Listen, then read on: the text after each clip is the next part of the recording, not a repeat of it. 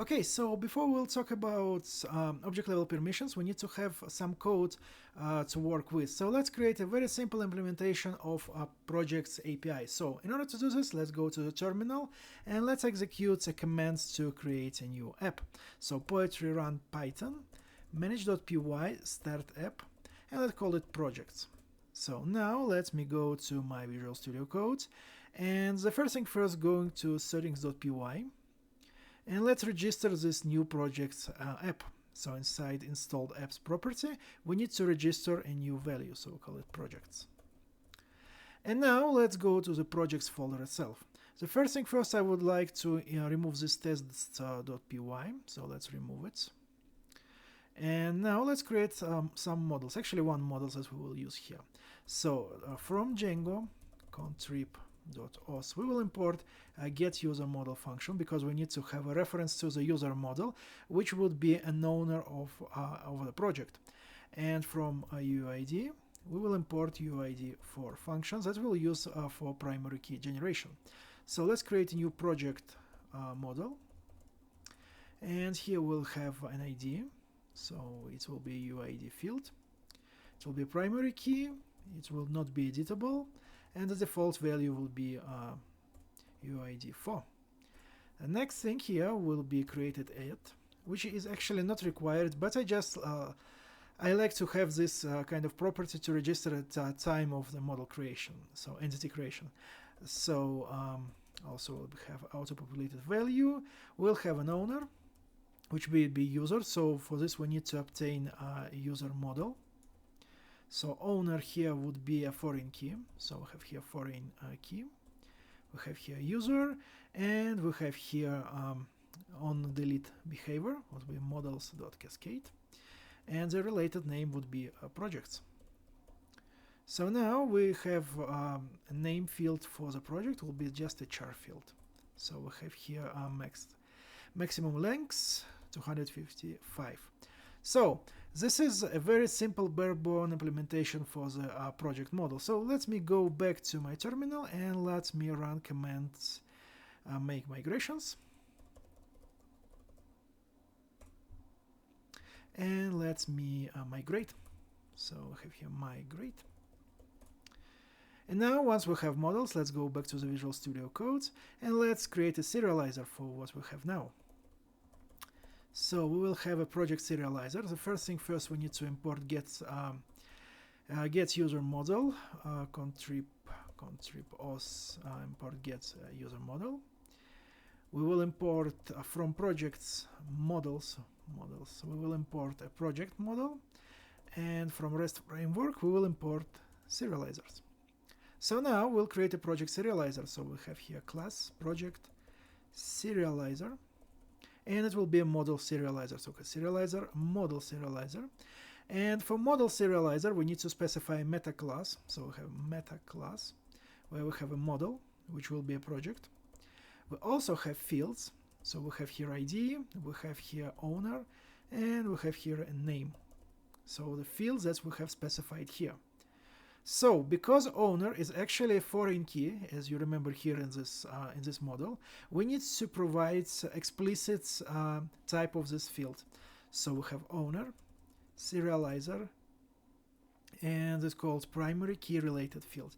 And here we need to provide a query set, and the query set will be called user objects.all, and set it required because actually we have here we need to distinguish projects between different users. So one user should not have an access to a project of another user.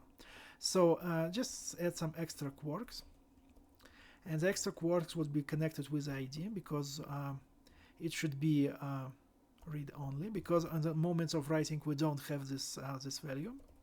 So now we have this serializer, and let's go create some views.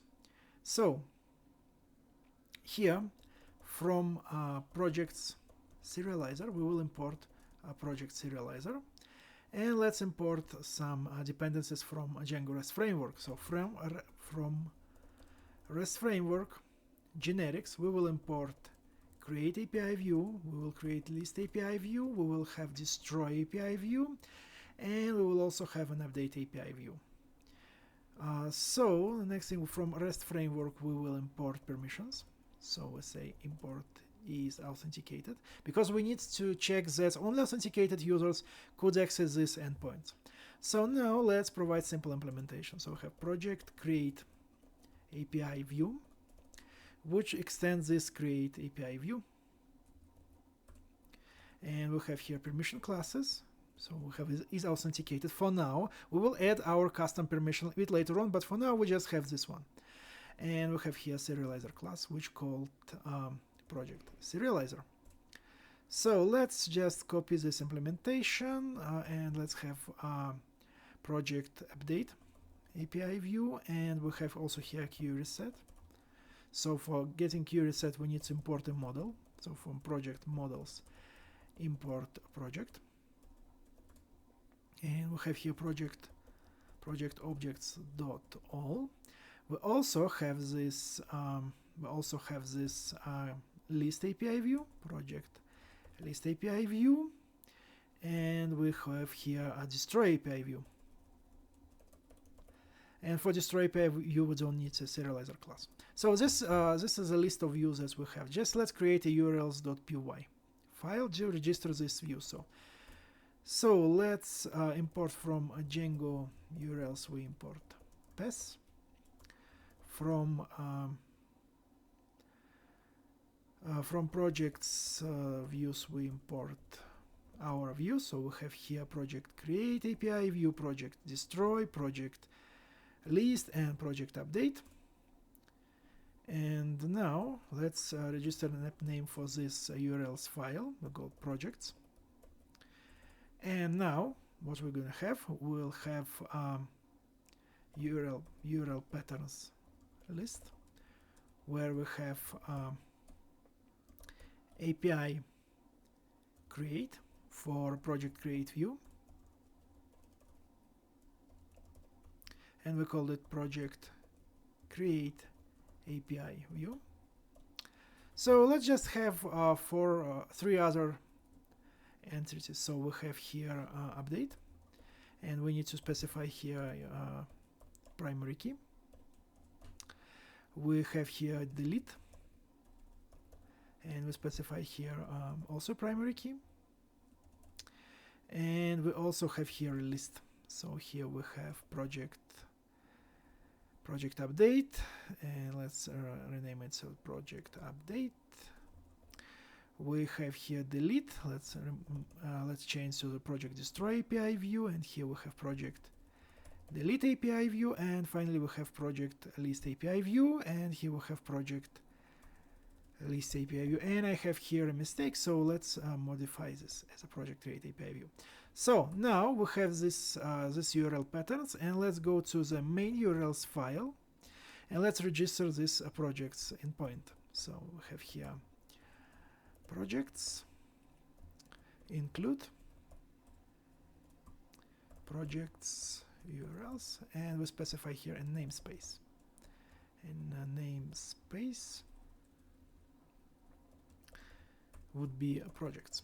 So now everything is created, and let's do some testing of these functionalities that we have for this moment, and then we will talk about how we could implement an object level permission. So let's run our API client to do this.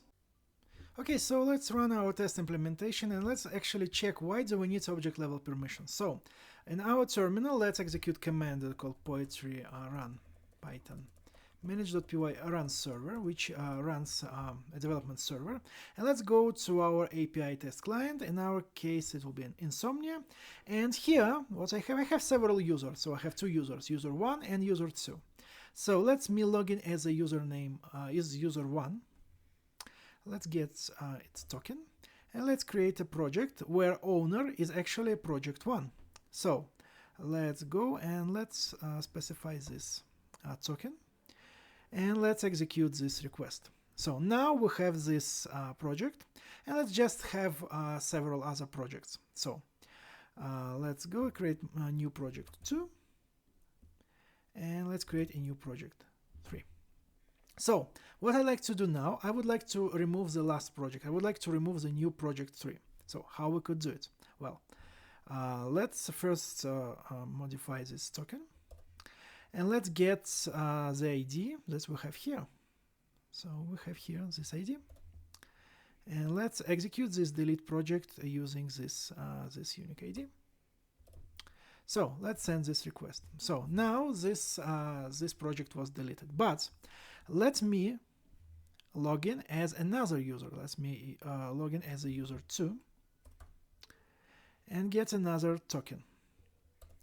Now here we will modify token for the user 2, and let me go to the history, and let's get ID of the project 2, and remember that this project actually belongs to the user 1. But if we will modify this ID to the ID of the project 2, you see that it's deleted, because if we go back to the Visual Studio Code here inside views, you remember that here we have a permission class IsAuthenticated, which means that allows access only to authenticated user. Both user 1 and user 2 are authenticated, they have valid credentials. However, as you could see, user 2 could access projects that do not belong to this user, they belong to the user 1. And how we could actually avoid this behavior? And this is why we need object level permissions. And the implementation of object level permissions in Django REST framework is very simple. So let's see how we could do it. Okay, so the question is how we could implement this object level permissions in Django REST framework. Well, luckily for us, it's not very hard, because Django REST framework provides this very simple to use permissions API that allows us to implement our own permissions and our own object level permissions pretty straightforward. So let's create this IsOwnerPermission, and because it's basically could be reusable by different APIs, not only by projects, we will allocate it inside this Django examples folder. So here we'll create a new file that is called permissions.py, and from a REST framework permissions we will import base permission class, which allows us to have our different permission implementation.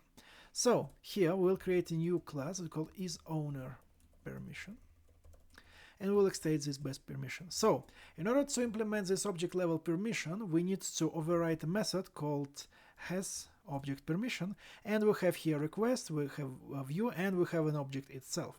So let's remove this boilerplate implementation, and the request argument that we have here is just an HTTP request, as always in Django. The view is a reference of the view where this object permission is called. In most situations, you basically don't need to precisely check for this view for the view arguments, and in case of such generic permission as an IsOwnerPermission, you could just do not use it, because it is more used in more custom situations when you need to distinguish between different views, but in our case, as it's pretty simple, we don't need to bother with it. And an object is an entity itself. In our case, it's a project. So the first thing, we need to check that the user is actually authenticated. So if request.user is authenticated, and we have here some logic, otherwise we will return false. And the logic that we have here, we need to validate that the request user is the same as an owner of the object. So we say return object owner is the same as the request.user. So this is the whole implementation that we actually need. And let me go back to the views.py in the project's application, and here from Django examples permissions, we'll import IsOwnerPermission. And now we could use this IsOwnerPermission in views that actually require this check. So we have here IsOwnerPermission, we have here update API, and we have here list API view. And here we also need this IsOwnerPermission in the destroy. So now this is IsOwnerPermission, what it will do, it will check that the owner of the project is the same as the authenticated user. So we will, so in this case, we could meet the situation as we did in the previous demonstration. So now let's write an automated test that will actually check for this IsOwnerPermission implementation in our project API. So let's see how we could do it. Okay, now let's implement this automated test that will verify the same behavior that we have in our API test client, however, also make use of this IsOwnerPermission. So let's check this project destroy API view. So inside the projects folder, let's create another folder and call it tests. And as always, we have here init.py file to make Python aware that this is actually a package. And let's create a new file what is called test views.py. We need to have several imports. So from Django URLs we import reverse. From Django contrib.os we import get user model. From REST framework we import API test case, and from projects models we import project. So what we're going to do, we will verify this project destroy API view. So let's create a new class called projects API views tests and extend API test case. So let's say def test project destroy API view is owner only, and have here self. So let's create first two users, and let's have a reference for the user model. Actually, so let's create a user 1 and have user objects create user. We have here email, which some random email like user1 email.com, and the password would be a secret 1, 2, 3, 4. And let's duplicate this and let's call it user2. And now what we need to do, we need to create actually a project. So let's say project objects.create. We specify here owner, which will be user1, and the name some random like my project. And now we need to have a URL, so we have a reverse projects project destroy API view. And if we go here to the urls.py, we have here this UUID, so we need to have this quirk as well. So we also pass here quirks. We have pk, which would be project pk. So now we have a URL, and we could execute a response. So say response. And don't forget to actually need to log in, so self client force authenticate. So if you're familiar with testing for plain Django, you know that there is a function called force login. But when it comes to API tests, we need to use a function called force authenticate. And the user would be a user 1. Actually user 2, which is not an owner of this project. So now we have a response. So the self client delete, and we have here URL. And now we need to verify that the status code of this response is actually 403 forbidden, because we do not offer permission to another user to modify items that do not belong to this user. So let's say here self assert equals response status code is 403. So now let me actually go to my terminal and let's execute command that is called test.